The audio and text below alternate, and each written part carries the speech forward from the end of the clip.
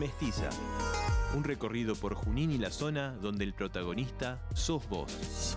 La tierra, la sangre, los sueños, las ganas, el hambre, la luz en los ojos de mi santa madre. Hechos de barro, de rama, de viento, de hueche, de carne, el sol cae. Conectados en Mestiza. El reporte diario de noticias que hacemos entre todos. Soy el hornero mostrando la sala, la vida, la muerte, la pluma y la bala, la soledad del rico, el sueño del... De lunes a viernes, a las 10:30 de la mañana, por Mestiza 101.7. Mi nombre, porque al futuro vengo de Tierra Santa. Latinoamericano llora, canta. Tengo la sonrisa celeste. Conectados en Mestiza. En red para hacer ciudad. Latinoamericano llora, canta. Tengo una sonrisa celeste y blanca. Si subo la mirada, la luna se levanta. 11 horas, seguimos en la mañana de Conectados en Mestiza por el 101.7 del dial. Estamos en FM, también estamos en nuestro canal de YouTube como Mestiza Junín, programa número 55, día lunes. Saludamos, le damos la bienvenida y le agradecemos al dirigente Jorge Altamira, fundador del Partido Obrero, dirigente de Política Obrera, quien gentilmente nos atiende telefónicamente. También le agradecemos a Sonia Rodríguez, dirigente de Política Obrera Junín, quien nos permitió que pudiéramos hacer esta nota. Muy buenos días, Jorge. Cristian Molina los saluda. ¿Qué tal, Cristian? Buenos días. ¿Qué tal, Jorge? Antes que nada, le agradecemos y cuéntenos un poco cuál es la actualidad y qué realidad atraviesa la izquierda hoy en Argentina. Bueno, la izquierda y todos los partidos, todas las fuerzas políticas atraviesan una misma realidad, que es la inminencia de una hiperinflación, una crisis política severa que se manifestó en el atentado contra la vicepresidenta y que ahora se va a manifestar en el juicio por el cual se le ha pedido una condena de 12 años de prisión.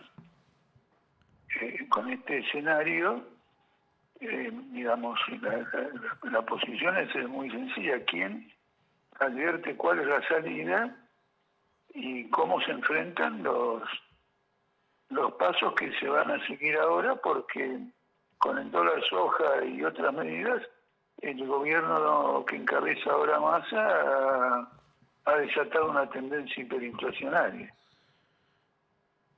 Bien, Jorge, hablaba recién de el atentado contra la vicepresidenta. Estuve leyendo algunos artículos suyos en Política Obrera.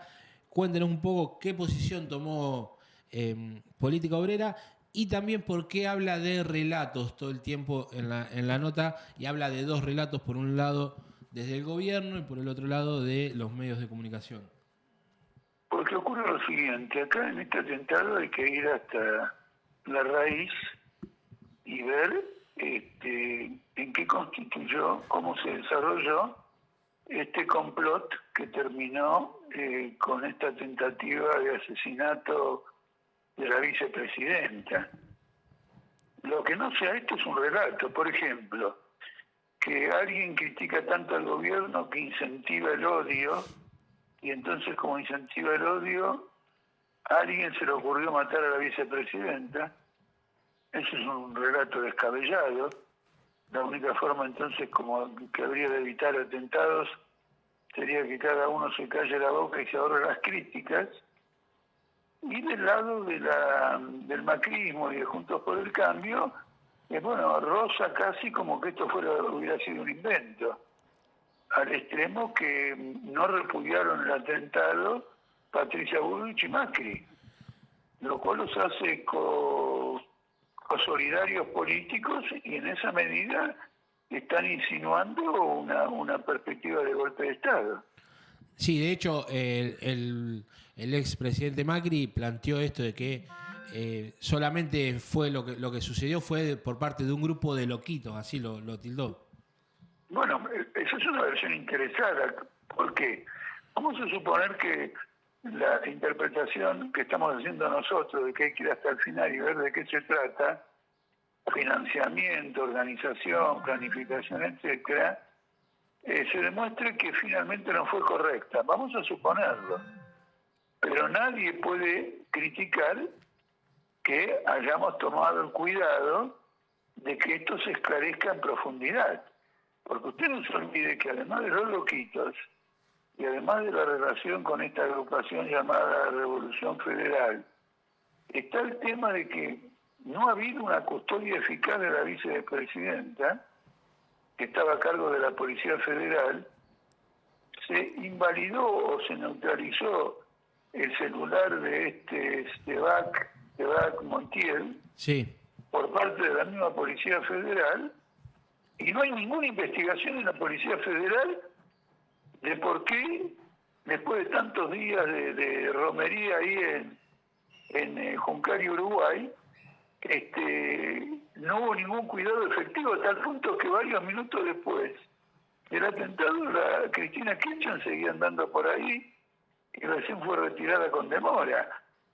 Es tan grave esto que hay una vecina que ha hecho ostentación de su agresividad contra Cristina Kirchner, y esto no despertó en la Policía Federal siquiera una sospecha de que pudiera derivar en algo más serio que simplemente un insulto o un griterío.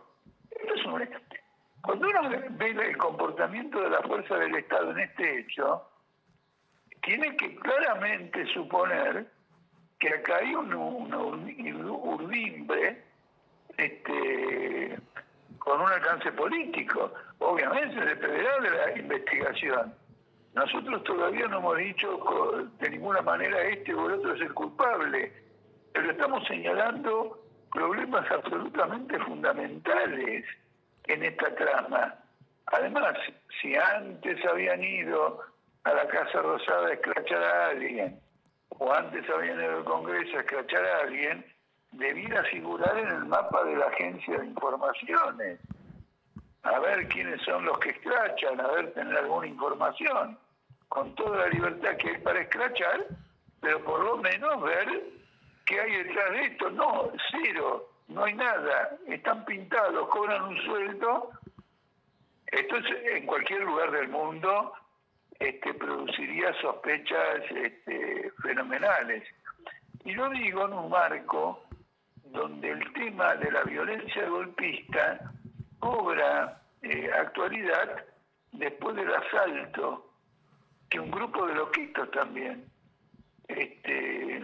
hizo al Parlamento o al Congreso norteamericano con la intención de matar al vicepresidente porque se negaba a rechazar la elección de Biden. Está comprobado. Hubo intentos de asesinato de varios diputados o legisladores, pero en particular del vicepresidente, que es el presidente del Senado en Estados Unidos, o las distintas manifestaciones político-militares de Bolsonaro a favor de derribar el Poder Judicial y recuperar la autoridad que había dado Brasil el golpe militar de 1964. Entonces no estamos en un ambiente internacional de guerras imperialistas, de golpes, etcétera, como para pasar por encima de este hecho. Disculpe lo largo de mi señalamiento, pero no quiero dejar de pasar lo siguiente. No, está bien, está bien. La vicepresidenta dijo que con este atentado se había roto un pacto democrático por primera vez en 1983. Sí, ustedes respecto a eso hizo algún señalamiento en política obrera respecto a lo que había pasado en los 80. Lo único que hubo del 83 hasta ahora fue constante ruptura del pacto democrático. Hubo golpe tras golpe. Empezamos en primer lugar con el golpe de Rico, que fue un golpe de Rico, de los caras pintadas, que fue un golpe exitoso, porque ¿qué permitió el golpe de Rico? El golpe de Rico permitió que salieran las leyes de obediencia debida y punto final, y más adelante la ley del indulto de Menem. Eso se consiguió por medio de un golpe de Estado. Segundo lugar, antes de eso, después de eso, vino otro golpe cara pintada de Seineldin y un contragolpe de este grupo de Gorriarán que ocupó la Tablada. Estos hechos violentos anticiparon la salida del gobierno de Alfonsín 6 meses antes de la finalización de su mandato. Es decir, que Alfonsín no terminó su mandato, hubo un golpe. ¿Me explico? Esto hay que decirlo claramente. Subió Duhalde. Bueno, tomemos el 2001.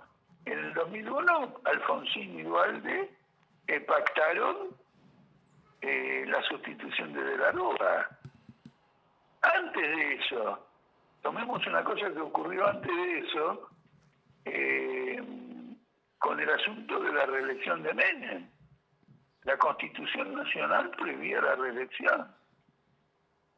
Y el pacto de Alfonsín con Menem para habilitar el famoso pacto de Olivo. El famoso pacto de Olivo fue un golpe de Estado. ¿O no es un golpe de Estado desconocer la Constitución para cambiar la forma de gobierno? La Constitución se reformó después y esa reforma permitió una reelección y 4 años, de 4 años, 4 años y 4 años, pero la anterior no. Entonces, el régimen famoso Pacto Democrático de la Argentina tiene agujeros más grandes que el queso Gruyère y es una constante sacudida política, de manera que el relato del kirchnerismo hay que calificarlo como lo estamos calificando. Es muy llamativo esta historia tan rara de un pacto democrático de este y del otro, no tiene ni pie ni cabeza. Jorge, ahora van a dar otro golpe porque quieren modificar las pasos para arreglar la cuestión que según ellos se entiende favorable a ellos en la víspera del inicio de la campaña electoral. Bueno, creo que es una medida torpe, no va a beneficiar al gobierno, pero eso es un problema de ellos. Nadie puede evitar que el adversario se haga daño a sí mismo, pero no es una medida que fortalezca ningún pacto democrático. Y de otra parte, una característica que debe haber en una democracia auténtica es que no se sostenga ningún pacto. La democracia tiene que ser un sistema de libertades políticas, individuales, al máximo, mucho más, con más derechos políticos que los que existen acá, y eso debe ser suficiente. No. Ya el hecho de que alguien tenga que pactar cómo se conserva la democracia marca una limitación insalvable a cualquier sistema democrático. Bien, Jorge, ustedes son muy críticos de la designación y del rol que lleva adelante Sergio Massa como ministro de Economía o superministro, como se lo sabe llamar. Ante esta situación de inflación, de la caída del consumo y de la constante pérdida del poder adquisitivo, ¿cuál creen ustedes que es la salida? Escúchenme, mire, es verdad, en cierto modo usted es correcto, me dice muy crítico, pero yo no me siento tan crítico. Mire, la palabra crítico acá, ¿por qué le digo? En realidad estamos ante un caso de desfalco. Acá, Massa y todo lo demás tienen que ir a la justicia, porque mire lo que han hecho. Le dan un dólar soja, le dan un dólar de 200 pesos a los sojeros, es decir, que le dan, los sojeros le dan un dólar y el gobierno le da 200 pesos. Luego ese dólar que le tienen los sojeros por 200 pesos, el gobierno se lo vende a los importadores a 140. Es decir, que produce un desfalco de 60 pesos al Banco Central. Es una transferencia al sector sojero por 60 pesos, 5.000 millones de dólares, 300.000 millones de pesos. Señalar esto no es estar buscándole la quinta pata a la mesa. Esto es un desfalco. Ya lo hemos escrito. Esto es ilegal. Acá tiene que intervenir la justicia. Y entonces viene una cosa que es muy interesante. Porque esto revela que hay una asociación ilícita. Hay alguien en el gobierno que decidió pactar para darle a los ojeros 60 pesos más. Y después venderle a los importadores 60 pesos menos. Y ahora va a iniciarse un juicio por asociación ilícita. En el mismo momento que se va a iniciar un juicio por asociación ilícita, se está cometiendo desde el poder un acto de asociación ilícita. Jorge, Donde un grupo de funcionarios se pone de acuerdo en un hecho delictivo. bien. Jorge, cuando el mundo, y usted recién lo mencionaba, tiende y va girando hacia la derecha, ¿qué sucede en América Latina, como el caso Bolsonaro en Brasil y ahora está posible llegar al poder nuevamente de Lula, o lo que sucede en Chile, ¿no? con Boric? No, mire, le quiero decir lo siguiente, sobre esto de que gira a la derecha y gira a la izquierda, quiero hacer varios reparos. En primer lugar, de que es verdad que va a ganar un derechista en Italia, pero también va a ganar un izquierdista en Brasil. Creo que, en la misma fecha no, un domingo va a ganar uno, el otro domingo va a ganar otro. Por lo tanto, vivimos un mundo convulsivo.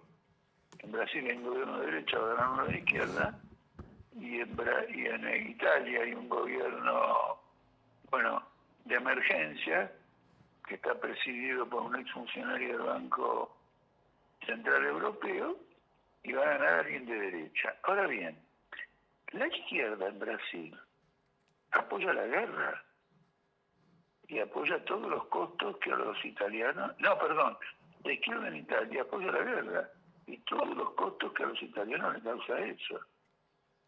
Entonces resulta que la derecha, que derecha y no derecha solamente, tiene una ideología fascista, aparece jugando con los intereses populares en un sentido más positivo que la izquierda, que es el viejo Partido Comunista, que cambió de camiseta 10 veces en los últimos 20 años y está en un proceso de extinción.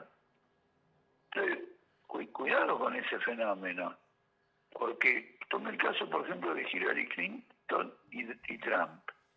Hillary Clinton tiene más pergamino democrático que Trump, no cabe ninguna duda. Ahora, Hillary Clinton era mucho más militarista que Trump. Hillary Clinton era partidaria de reanudar la guerra en Siria. Y Trump era partidario de ir retirando las tropas de Estados Unidos porque consideraba que todas esas guerras eran completamente inútiles y que había que enfocar las cosas de otra manera. Entonces usted tiene un izquierdista como Hillary Clinton del Partido Demócrata, que es más belicista, más guerrerista y más militarista que el propio fascista. Qué confusión para el pueblo norteamericano. Ahora, es verdad que el pueblo norteamericano está buscando su propio camino, porque el otro día The Wall Street Journal, que vendría a ser el diario financiero por excelencia de Estados Unidos, anunció que entre enero y agosto de este año ha habido casi 700 huelgas en Estados Unidos. Es decir, que los obreros están buscando su propio camino, que no es el de Trump, el de Hillary Clinton o el de Biden. Entonces, es un escenario muy crítico. Realmente hay un cambio de época. Toda la globalización ha entrado en una crisis irreversible. No se olvide que hace poco China, para responder a un viaje de la presidenta de la Cámara de Diputados de Estados Unidos a Taiwán, China hizo un despliegue militar que si el presidente le hubiera dicho ocupen Taiwán, en 10 minutos tenían ocupada toda la isla. Nosotros tenemos tercera guerra en Ucrania, tenemos un principio de guerra también en el estrecho de Taiwán. Este es el cuadro que vive la humanidad, donde el capitalismo la está llevando a masacres, a pandemias, a cambios climáticos, a incendios forestales, etcétera, etcétera, etcétera. Esto es lo que tienen que advertir los trabajadores argentinos, agruparse y luchar por el poder político. Mientras que ganen los capitalistas va a haber una hiperinflación fenomenal. Bien, Jorge, hablaba recién de los cambios climáticos. Había una masiva marcha en Rosario a raíz de los incendios. ¿Por qué es necesaria que salga la ley de humedales? Pero la ley de humedales no va a cambiar nada, porque el incendio de campos es una práctica que tienen los propietarios de tierras para apurar la limpieza del terreno para otras siembras. Y en otros casos tienen como propósito deforestar, por ejemplo, en Córdoba, en Salta, es una práctica para liquidar bosques y ampliar la frontera de la soja. Entonces acá lo que hay que intervenir es en la propiedad de la tierra. Acá lo que hay que intervenir es que alguien vaya y meta preso a todos los que están iniciando estos incendios, que son prácticas agrícolas de los propietarios de tierra. Si alguien hace eso, luego, claro, una ley de humedales completaría la labor de protección climática en la zona de la Mesopotamia. Bien, Jorge, última pregunta y no lo molestamos más y le agradecemos estos minutos que nos brindó a Radio Mestiza de Junín. Muchas veces se habla de la fragmentación de la izquierda, ¿no? Y eso como algo que dificulta poder tener mayor cantidad de legisladores, mayor incidencia. ¿Qué análisis hace de eso o si es algo sustancial? La presencia de la izquierda en el Congreso ha sido completamente estéril. Completamente estéril. ¿Usted sabe de algo importante que hayan hecho en algún momento? Votaron, por lo menos en la legislatura, votaron un negociado inmobiliario en Boedo. Después ratificaron también un pacto que Trump firmó con Netanyahu y al cual adhirió la Argentina acerca del sionismo. Entonces el problema de la izquierda no es que está fraccionada y por lo tanto, ¿cómo hace para tener más diputados? El problema de la izquierda es que esté al servicio de la causa de los trabajadores, de un gobierno de los trabajadores y tenga una posición coherente con los objetivos de la clase obrera y del socialismo en los ámbitos en que actúa. Esa es nuestra posición, nosotros tenemos esa posición coherente. Se lo estoy expresando a lo largo de esta entrevista que le agradezco mucho, especialmente por el espacio que me ha dado para desarrollar algunos temas. Entonces lo que hace falta en la izquierda es una clarificación. A nivel mundial, ¿usted ha escuchado que la izquierda juega algún rol relevante?